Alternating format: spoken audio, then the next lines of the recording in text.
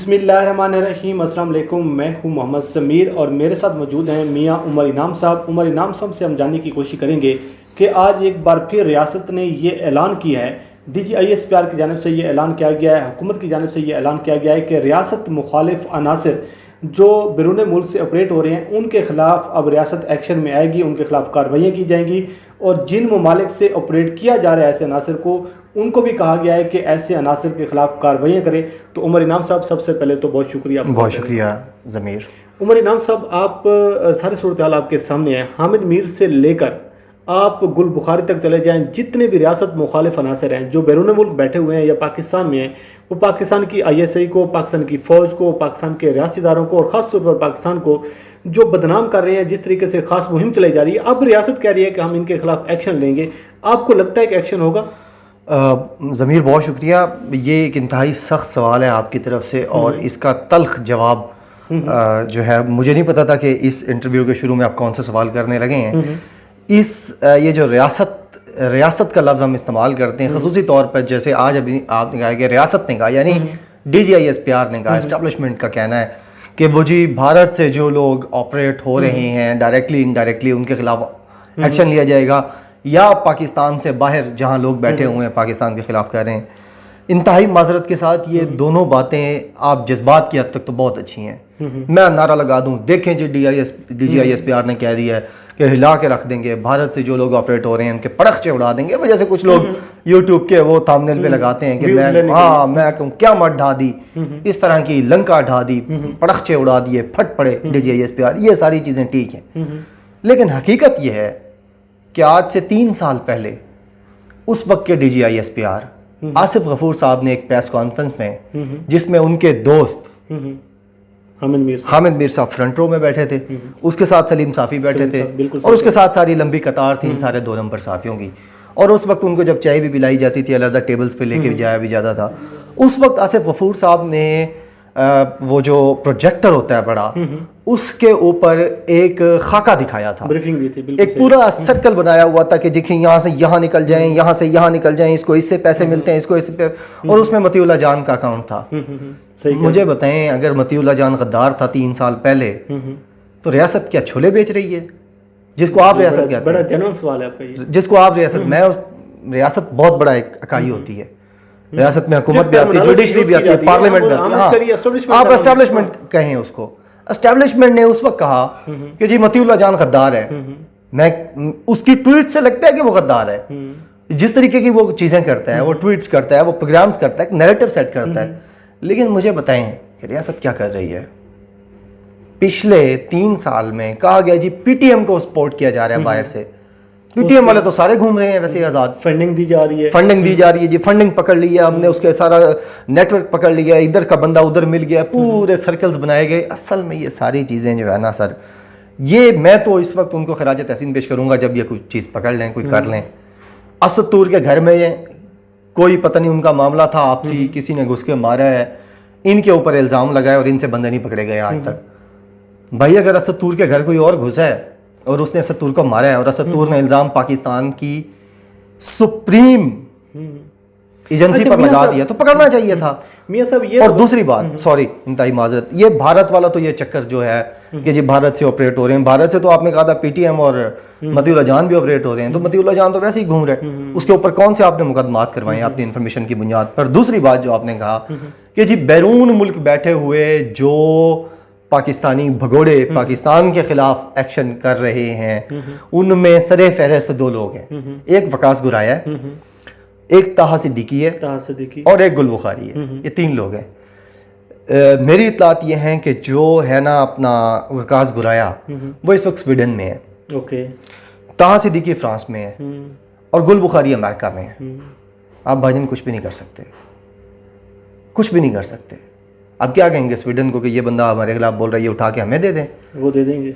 आपको नवाज शरीफ न दे देते वो, अगर इतनी बड़ी आप तोपशे होते? कोई कुछ भी नहीं होना, ये सिर्फ ऐसे अच्छा उमर इनाम साहब एक और ये इन्हीं के पाले हुए लोग हैं, इन्हीं को ये लोग सपोर्ट करते रहे हैं। और यानी अब क्या यानी अच्छा नहीं, इसमें तो हकीकत ये तो एक कुछ भी नहीं, ये जो बात आप कर रहे हैं, लेकिन ये इसमें भी तो कोई दूसरी राय नहीं है कि जो बैरून मुल्क है वो पाकिस्तान के लिए कुछ अनासर को इस्तेमाल कर रहे हैं। भाईजान ताहा सिद्दीकी ने FATF के सामने जाकर मुतालबा किया 21 को, जब ये 21 जून को जब ये स्टार्ट हुआ है FATF की जो ये मीटिंग थी, जाके उसने ताहा सिद्दीकी ने पूरे पाकिस्तानियों को, जो भगोड़े पाकिस्तानी हैं उनको लेकर गया है और पेरिस में FATF के ऑफिस के सामने उसने अब पूरा मुजाहिरा किया और कहा है कि पाकिस्तान को ब्लैक लिस्ट करो।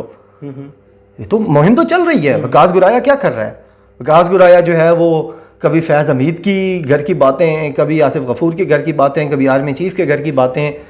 तो एक्शन होना चाहिए, मैं ये नहीं कह रहा कि उनके खिलाफ एक्शन नहीं होना चाहिए, मतीउल्लाह जान के खिलाफ होता हुआ नजर आना चाहिए ना, भाई होता हुआ नजर आना चाहिए ना। आपकी मीटिंग्स में वो लोग दोबारा आके बैठ रहे हैं, आपने माफियां तलाफियां कर रही हैं। हामिद मीर ने जब आपके बेडरूम्स की बातें बताई हैं, आपके एक हाजिर सर्विस जर्नैल जो इस वक्त इंतहाई अहम तरीन पोजीशन पर है, पाक फौज की टॉप 3 पोजीशंस में से एक पर है, और जिसके बारे में उससे इल्जाम लगाया है कि उसको बेडरूम की बातें वो निकाल के उसकी बीवी ने उसको किस जनरल रानी के लिए गोली मारी। तो आपने क्या कर लिया हामिद मीर का? आप कहते जी भारत से हम ये कर लेंगे, वहां कर लेंगे। आप अपने मुल्क में अपनी नाक के नीचे सबसे बड़ा सवाल ये जो भी मैं आपसे करने, आप पारा से कितना फासला होगा? 2.5 किलोमीटर 2-2.5 किलोमीटर का फासला है ना। वहां बैठा हुआ हामिद मीर आपसे संभल नहीं रहा, और आप स्वीडन में बैठे वकास गुराई को पकड़ेंगे, फ्रांस में बैठे हुए आप ताहा सिद्दीकी को, अमेरिका में बैठे हुए गुल बुखारी को और अहमद नूरानी को फिक्स करेंगे।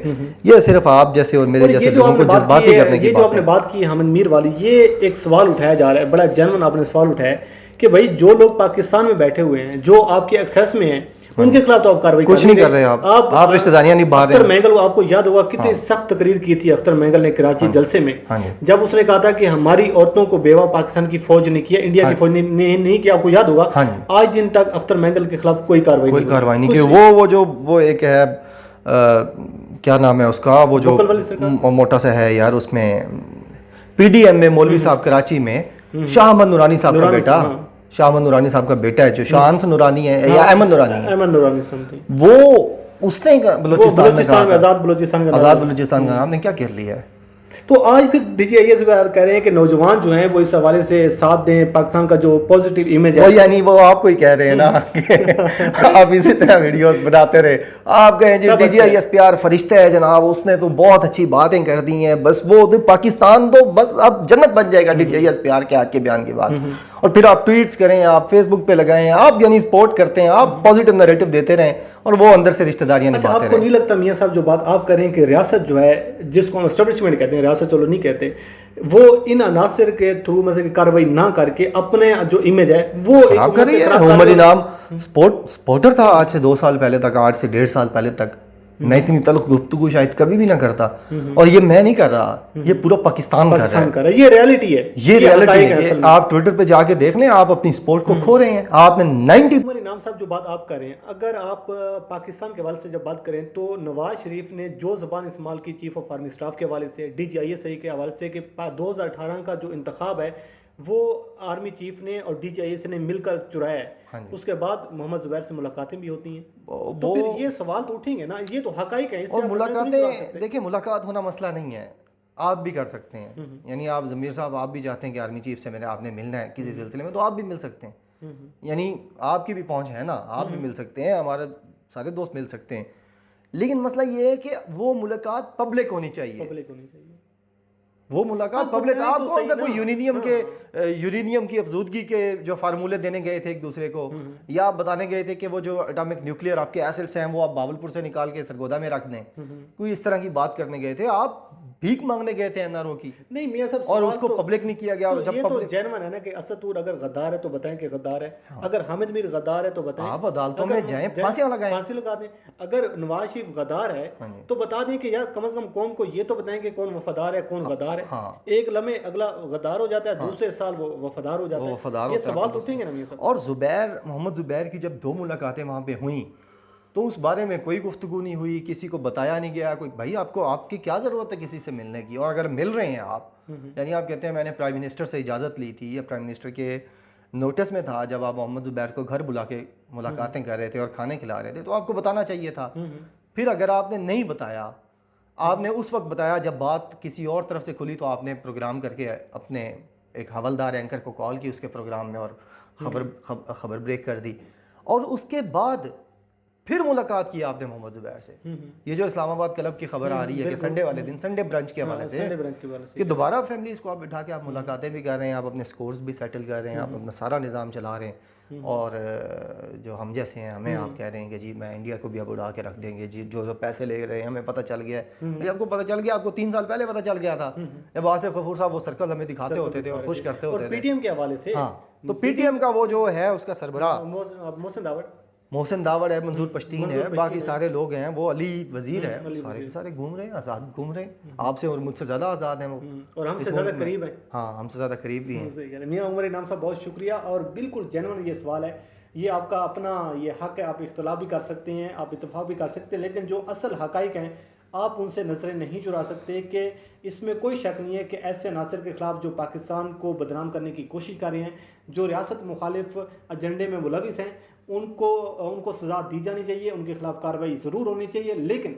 अमली तौर पर ये जो ये तरीक़ाकार अपनाना चाहिए, उनको सज़ाएं होनी चाहिए, और उनको बताना चाहिए कौम को, कम अज़ कम आप कौम को बता दें कि अगर असद तूर, हामिद मीर, जितने भी लोग हैं, क्या वो गद्दार हैं तो उनके खिलाफ कार्रवाई होनी चाहिए, अगर वो वफादार हैं तो ये तमाशा बंद होना चाहिए। बहरहाल मुझे और मियाँ उमर इनाम साहब को दीजिए इजाज़त। अल्लाह करीम आपका हामी नासर, खुदा हाफिज़।